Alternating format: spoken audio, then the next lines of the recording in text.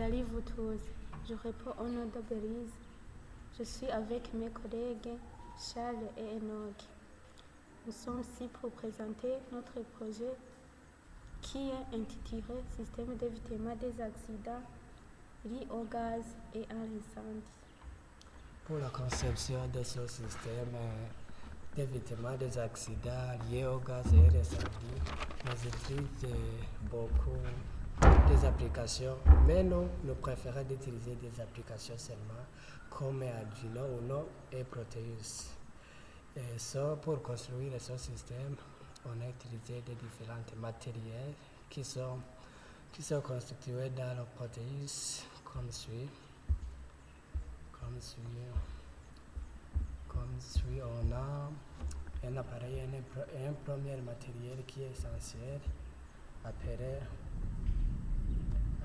microcontrôleur.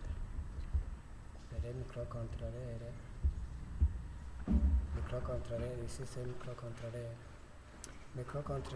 Microcontrôleur a pour rôle de stocker les informations ou bien de contrôler tout le système. Et aussi un autre matériel appelé moteur pas à pas. C'est moteur pas à pas. Motostepa, c'est motostepa. Là c'est relay. Relay a pour rôle pour permettre dans tout le système de joindre des différents matériels électriques. Et aussi, il y a un autre appareil qui s'appelle module GCM. Module GCM a pour rôle d'afficher les informations au tableau pour s'il y a présence de la fuite ou il n'y a pas de la fuite. Aussi, il y a un élément qui s'appelle fan DC.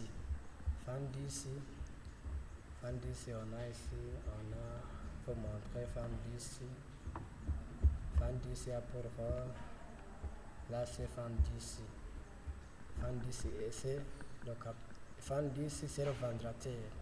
S'il y a la présence de la fuite ou il y a la présence de la gaz, le rôle de ce ventilateur a pour pousser le gaz de ne pas affecter l'incendie pour disparaître bien. Là aussi, il y a qui s'appelle MQ4. MQ4 en français, c'est capteur de gaz. Gaz sensor a pour rôle de capter s'il y a la présence de la gaz là et il n'y a pas la présence de la gaz. Quoi aussi pour ce système, ça on dit que c'est ça moteur. Ici c'est moteur, c'est qui sert à alimenter ça là, c'est à alimenter Arduino Uno et moteur pas à pas. Puis après avoir construit ça, voilà comment on blanche. Il y a ce blanchir les autres, il y a les ceux qui sont blanchis pour le microcontrôleur Arduino et aussi pour le module GCM. Ça ne fonctionne ça comme ça seulement. On a utilisé des programmations, puis c'est la conception de système. Vous voyez, vous savez que tout le système, il y a des programmeurs, on programme ce système et on vérifie que ce système est bien fonctionnel. On utilise des autres applications pour programmer ça. On a continué avec mon collègue pour vous montrer comment configurer ça en programmation. Et moi aussi, je vais pour continuer à vous expliquer le code qu'on a utilisé. On a utilisé dans un Arduino IDE.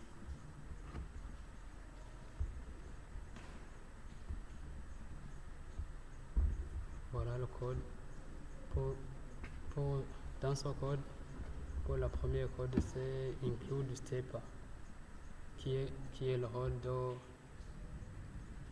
de faire l'inclusion de la bibliothèque pour contrôler le moteur pas à pas. Le deuxième code, c'est include software serial qui a pour le rôle de faire l'inclusion de la bibliothèque pour le pour la communication série logicielle. Et on continue ici pour IntelliLay. IntelliLay, c'est la définition d'IP des relais. Et IntGaz, c'est ça. On a ici le port 4. Il va nous définir l'OP pour le capteur de gaz. On continue avec IntFan. IntFan qui signifie la définition d'IP pour le ventilateur. On continue avec d'autres codes. Pin Model Lay Output. C'est faire la configuration d'IP du relais comme sortie. Ici on a Pin Mode Fan Output qui est la configuration d'IP du ventilateur comme sortie. Et on continue avec SIM 8001.begin. On a mis aussi le tag qui est de 9006 qui va nous aider à faire l'initialisation du module SIM 8001 à 9006 beau.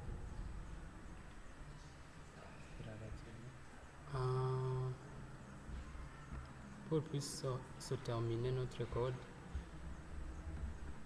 je vais dire ça parce que ce code est très important, ce code de if. Ce code de if qui signifie si une fuite de gaz est détectée. Et je peux continuer aussi pour notre if qui se trouve ici. Ce if d'ici va vérifier si le module SIM 8001 a des données disponibles. Et on va terminer pour ce dernier if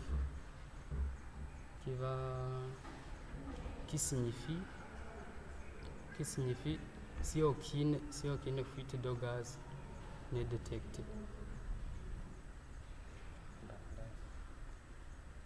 Et pour là, je viens d'expliquer au moins les codes, mais ce n'est pas tous les codes. Mais je vais donner la parole à notre camarade pour qu'il puisse continuer. Voilà ces autres codes, et voilà, fonctionne comme ça. Vous voyez, premièrement, dans le processus, le schéma. Dans le processus, vous voyez le schéma, comment blanchir ça, les aux autres, comment blanchir. Les au microcontrôleur, les autres à module JCM et aussi, maintenant, vous venez voir comment ces programmations sont programmées pour puissent communiquer entre eux. Mais dernièrement, on a vous montré comment, après avoir branché ça, après avoir fait tout ça, et comment ça est bien fonctionné, quel système est bien fonctionnel ou pas fonctionnel. On fait comme ça pour vous montrer, pour assimiler ça, on fait comme ça. Pour assimiler ça, on fait comme ça. Pour assimiler ça, on fait comme ça. Et c'est pour assimiler, pour vérifier que notre système est bien fonctionnel. Pour vérifier que notre système est fonctionnel, pour avoir que nous avons fait des bonnes choses, des bien fonctionnements. Voilà, c'est comme ça. On vérifie ici. On vérifie, on a ici là où nous avons nommé notre projet. Notre projet est nommé, c'est JCM Library. Comme ça, Et aussi, ici c'est pour amener les librairies de son matériel pour puisse communiquer parce que le matériel, on ne peut pas fonctionner sans la librairie de tous. S'il n'y a pas de librairie, le système que tu as construit reste infonctionnel. Mais s'il y a la librairie de tous ces matériels que tu as utilisés, le système est bien fonctionnel. On fait comme ça, c'est gaz sans ça, open, puis on fait OK. Maintenant, on a fait la dernière étape. C'est pour la dernière étape. La dernière étape est pour le microcontrôleur pour être communiqué entre ça. Oui, je vais vous montrer ici.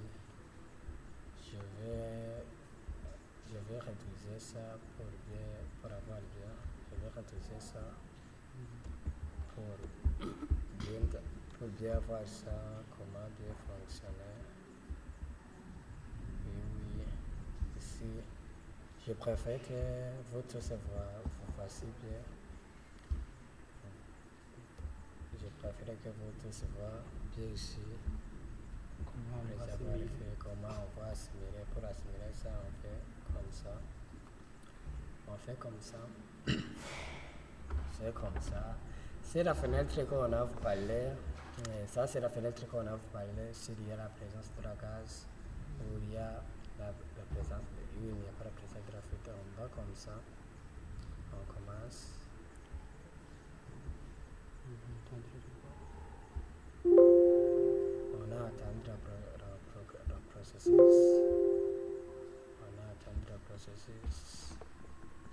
Ici, on a vous montré sur l'état initial qu'il n'y a pas de gaz, il n'y a pas la fuite. On a attendu quelques minutes pour le système bien complet. Si le programme est bien complet, vous voyez ce qui se passe. Ce qui s'affiche ici sur l'écran, vous voyez. Et on attendait quelques minutes pour que le système puisse communiquer avec une machine. Voilà. Sur le bouton 0, il n'y a pas de la fuite, pas de fuite. Voilà son message. Voilà son message qui vous montre qu'il n'y a pas de fuite. Et aussi, on a vous